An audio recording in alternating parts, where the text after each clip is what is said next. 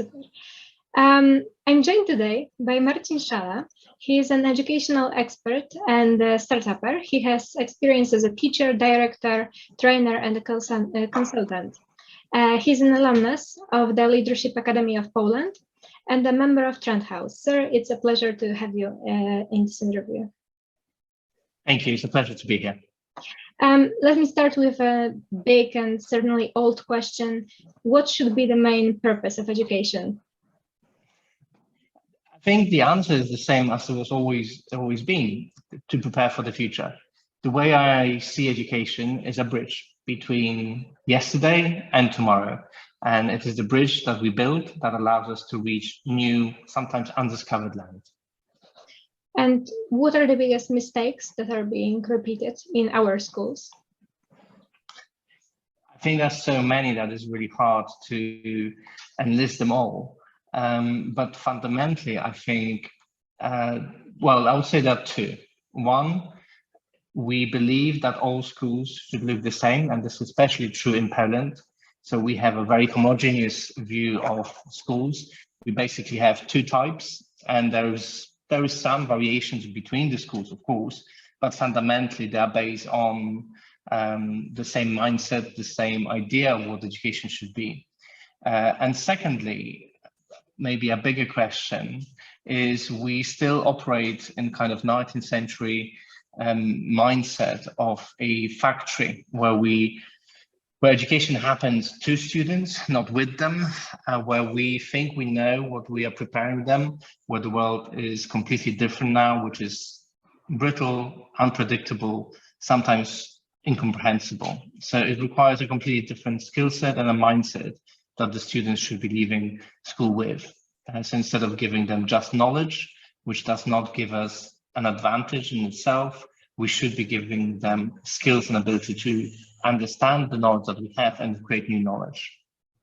And how can we involve students more in our educational system? Well, again, I would say there are two ways to do it. One is on individual basis to put as a fundamental aim for students to build their own agency. And we do that by giving them choice. We do that by giving them skills to reflect, to plan, and to accomplish, and by giving them space to choose. So the curriculum should not be prescribed, it should be negotiated, and there should be as many options as we can. And of course, this is not a skill that comes automatically, it needs to be built, but that process of building that agency should be written within the school curriculum and the school system. And on the second level, we could invite them by inviting them to co-create the community, to be also agents who decide how the school is run, what is on the offer, how we look after the building, how classrooms look like, how we use some money.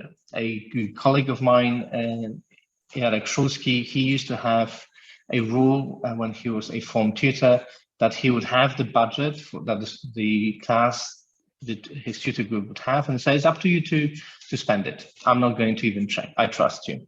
And that level of empowerment and agency is something that I believe students will rise up and will take responsibility. And I believe that they will do well. And there are many things that we need to change in our education system. So what do you think should be the first point, the first step, if you will? Again, it very much depends on which position you are talking. I mean, since we are talking here and we're looking at the agency that we have, and none of us is working for the ministry, none of us is working for the city. So we need to look at the place where we have influence. And the influence where we have is in the immediate vicinity. So we can create and co-create the schools that we're in.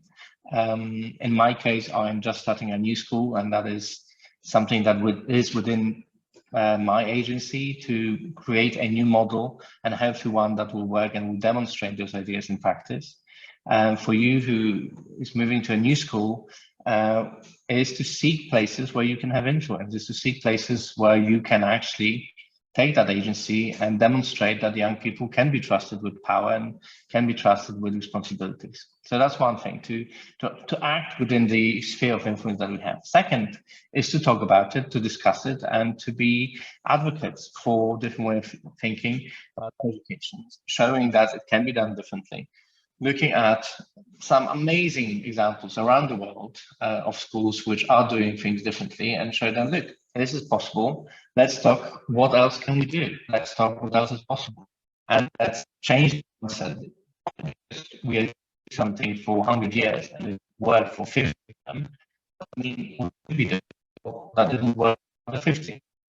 If we look at education in the context of our civilization, the way we are doing school, which is free at the point of delivery, pay for the taxes on obligatory, and organize along the lines of a production line, as Ken Robinson will argue, it's a relatively new concept. I mean, we've been doing that for 100-something years. So in the context of the whole civilization, education looked very different than what it is now. And there's no reason why it shouldn't look different in the future. And I would say there are many reasons that it should look different in the future. And speaking of examples of a good education, there is a popular belief that Finnish system is the best education system in the world. And do you agree? Okay, and so again,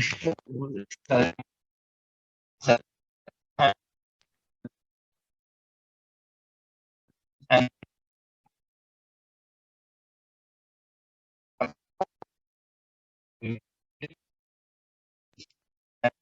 cases, there was a lot of stress put on agency of teachers and schools, give them freedom to develop, and with a really good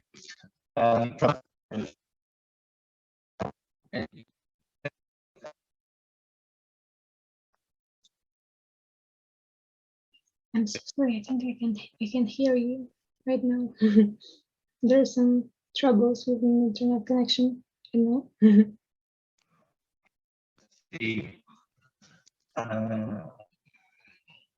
Is it working, or should I try to change? It's fine. Yeah, okay. So let's go back. So in case of Finland, a really good example when they were thinking about abandoning silos for subjects, they planned 10 years ahead, and they had 50% of the teachers trained in the new way of doing it before they started rolling it out. So that's kind of planning is exemplary when we want to have influence on the large scale system. And Estonia similarly, again, because it's quite a small system. So on a level of system, yes, that works very well. On the level of individual schools, I think you can look in many countries that are amazing examples in America, just because of the size and the freedom there is. Some very interesting examples in England, in Holland.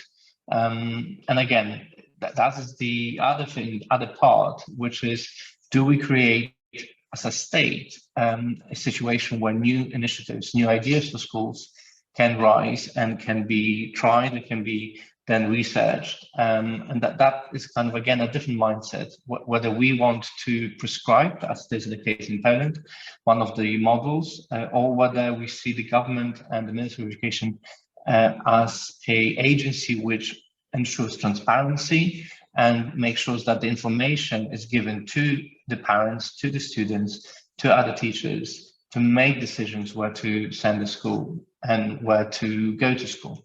And again, that's kind of a different mindset. And I strongly believe that education should be something that all communities, that the parents, the local communities, local government are heavily involved, because this is the only way we can, on a large scale, create models which will be fitting for the future and fitting for the needs of a given community. You've attended a school in Great Britain. So my question is, what was the biggest difference between school in Poland and in the UK that you've seen, you experienced? Gosh, it's been a long time ago, and the memory always plays you tricks. I think there were two differences. One was to do with the material and the syllabus, because then, as it is now in Poland, you are required to study 10+ subjects to a great degree.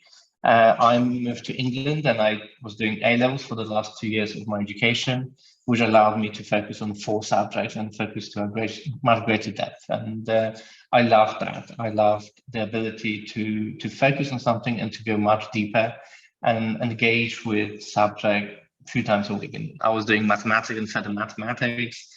That meant 9 hours, teaching hours every week. So everyday mathematics, and I think, if I remember correctly, on Thursday I had 4 lessons of mathematics. So from morning till lunchtime, it was all maths. So I love that. I love the ability to focus. And in my case, that worked quite well because I knew what I was interested in. I followed that when I went to university. And the second, I think, huge difference that I experienced, even though I was coming from a private school, which was quite small and very friendly, the difference was with the attitude of the teachers, students to an extent as well. And one short story, I think, exemplifies it very well. I was ill one day. On that day, there was a class test in mathematics. When I returned to school the next day or 2 days later, I went to the teacher saying, when would you like me to write the test? Because I knew that was part of what was required in the semester, and said, oh, here is the test, write it whenever you want. It should be 2 hours, no books. So I said, okay, do you want me to write it now? I said, no, just take it to your study and write it whenever and bring it back.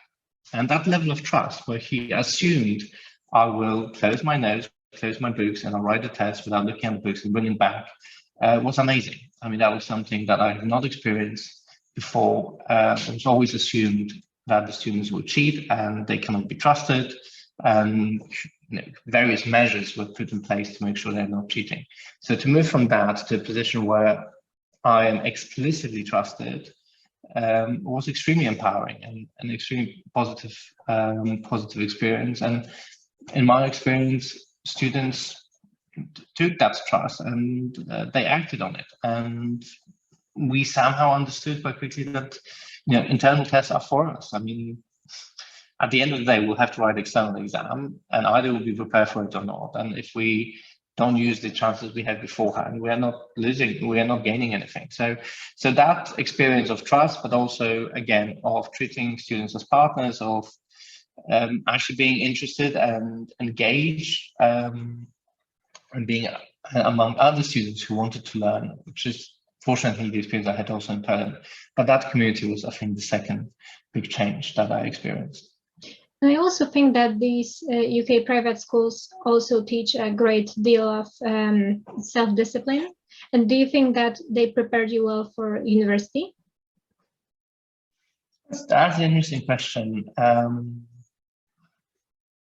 I think they prepared me for university. I managed to finish it, and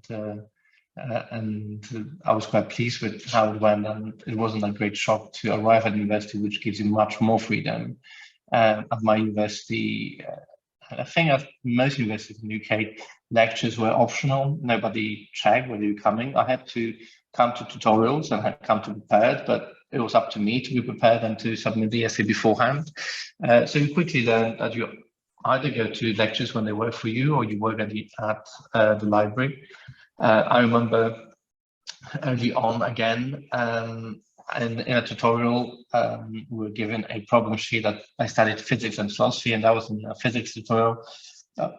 Myself and my tutorial partner, we were given problem sheet, and my partner returned it half done. And when asked why it was only half completed, he said, "Well, it was not covered in the lectures." And the tutor said, "Well, but you have books, so why did you not study it yourself?" The fact that it wasn't on the lectures, that was neither here nor there, as far as the tutor was concerned. So we were ready for that, or at least I was ready for that after school. And again, I think that's partly to do with the fact that you're studying at advanced level, so you study in greater detail. So you have to learn to come up and measure up with the more complex ideas. Also, I think there was some structure to your learning.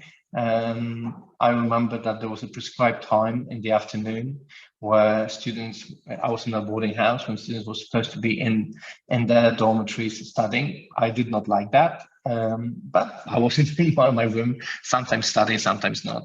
I'm not quite sure how that was helpful, but maybe it was more helpful than I now remember.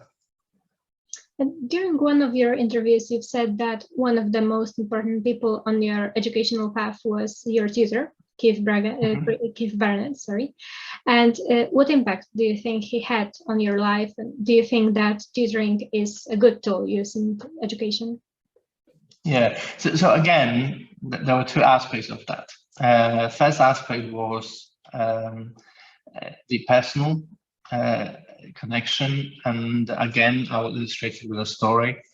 I remember when early on I was not able to complete the worksheet with all of the problems, and soon we found out that actually that is the norm. Normally there were a few questions which were extra hard, and only selected few managed to complete everything in a given week.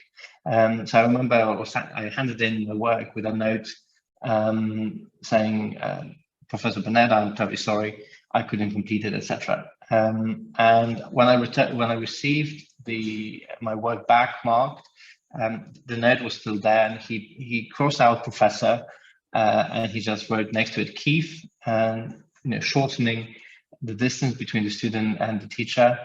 He was later appointed a fellow of Royal Society, and was extremely influential physicist, still is. And then at the bottom of the note, he said, don't worry, we'll work it out. And this is something that he did continuously throughout my time at college. That even though he was extremely well respected academic, he became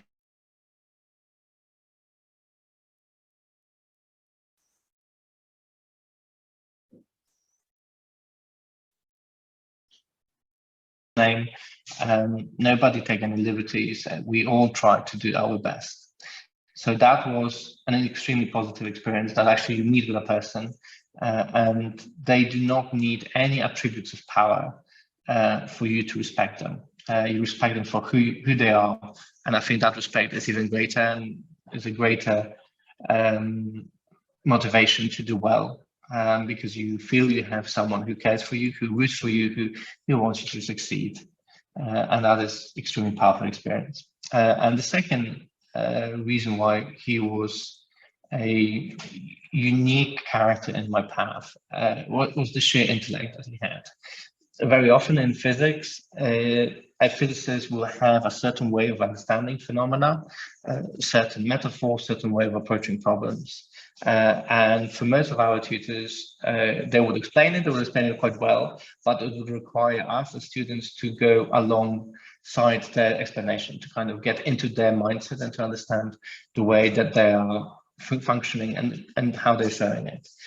With Keith, what he was able to do, it seemed on the spot, was to adapt his way of explanation to any way that the student was presenting. I remember one tutorial in particular, we were looking at a problem in quantum mechanics, and there were three of us, and one person, when asked how to solve a certain question, tried to do it using a wave equation, and Keith Barnett kind of picked it up and took it much further.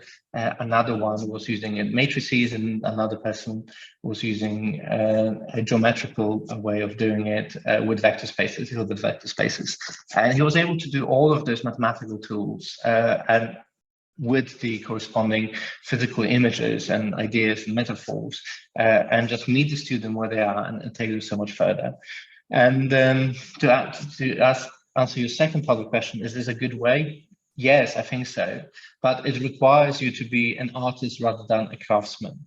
If you're teaching one-on-one, when you're tutoring, you have to have all the knowledge on your fingertips and be able to respond to where your student is at a moment's notice, and to change the way you explain and to change the way you plan the lesson on the go.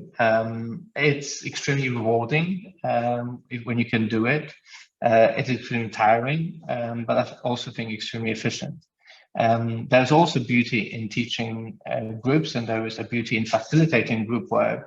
So I don't think tutoring one-on-one is the solution for all of the learning that we do, but as a tool, it is extremely powerful. what do you think are the traits of a good teacher? And I mean the teacher that teaches a larger group of people, not a tutor. That is a good question. I've been employing many teachers in my life, so that's something that I should can't, because I think it's a unique mix. So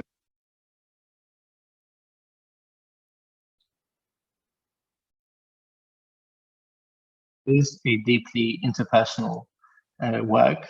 So you need to be authentic when you go into the classroom, and you have to be at ease with yourself. If you are power hungry, if you feel undervalued, and you are looking for affirmation of who you are in the group, that's a bad start. So you have to go in authentically how you are and be happy with yourself. So that's the first thing. You have to, I think, fundamentally like students, or we could go to kind of a platonic idea of really loving them for who they are as humans, in the sense that you really want the best for them, and you understand your role in a way, a loco parentis. So you are there to make sure that they excel.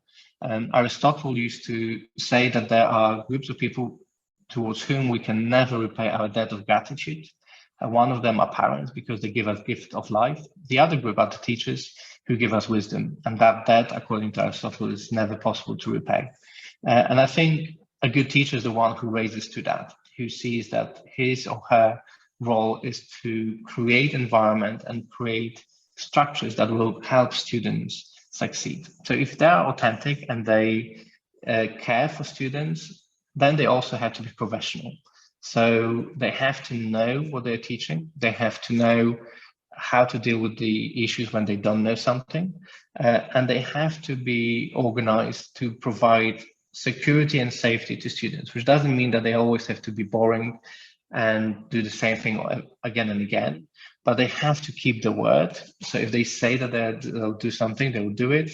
And they have to have the ability to make their thinking explicit. So to say what they expect, and then to create structures to deliver that, to say what they're going to do and then do it, and then possibly say what they've done, to create clarity. So a high level of ability to reflect, and to on a meta level to talk about it. And so I think from those very deeply rooted things about your personality, that you are happy with who you are, to interpersonal skills, that you care for others and you can provide for them, to professional ability, so knowledge and the skills that you have to deliver. And if you have that, the whole set, that's a great start.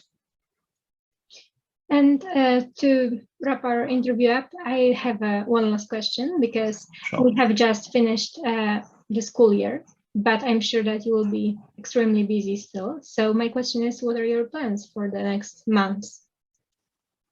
So I am, as I mentioned earlier, we are starting a new school, so that takes a lot of work. So we are preparing all the plans, we are preparing materials, we are preparing various scenarios, what we're going to do in various cases.